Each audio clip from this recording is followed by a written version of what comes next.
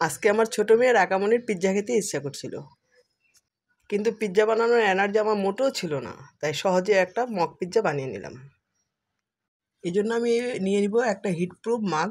সেই মাগের মধ্যে নিয়ে নেব আমি 3 টেবিল চামচ পরিমাণ ময়দা।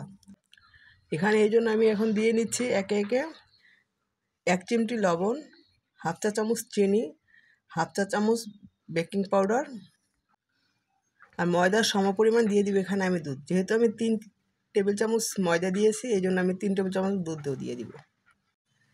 এখানে ইচ্ছা করলে আপনারা অলিভ অয়েল ইউজ করতে পারেন, কিন্তু আমি এখানে রেগুলার রান্নার তেল ইউজ করেছি 1 টেবিল চামচ পরিমাণ। এখন এগুলোকে আমি সুন্দর করে একটা কাঁটা চামচ দিয়ে মিশিয়ে নিচ্ছি। ট্রাই করবেন ভালো করে মিক্স করতে, যাতে কোনো লাম্পস না থাকে। মিক্স হয়ে গেলে এরপরে আমি এখানে একটা বেস সস দিয়ে দিব।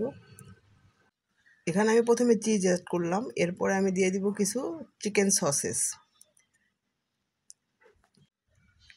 কিছু চিকেন বল ঝুরি করে কেটে এখানে আমি অ্যাড করে দিচ্ছি। যেহেতু আমার ছোটো মেয়ের আকামনির আবদার, সেই জন্য চিকেনটা একটু আমি বেশি করে ইউজ করতেছি এখানে। এখন আমি আরও কিছুটা চিজ ছড়িয়ে দিচ্ছি উপর দিয়ে।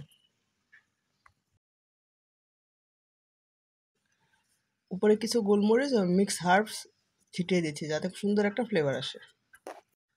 উপরে কিছু পার্সলে ও পেঁয়াজ ছড়িয়ে দিচ্ছি। এগুলা দিলে হয় কি, পিৎজা থেকে একটা সুন্দর ফ্রেশ স্মেল আসে। এখন এটা ওভেনে দিয়ে আমি 1.5 মিনিটের জন্য বেক করে নেব।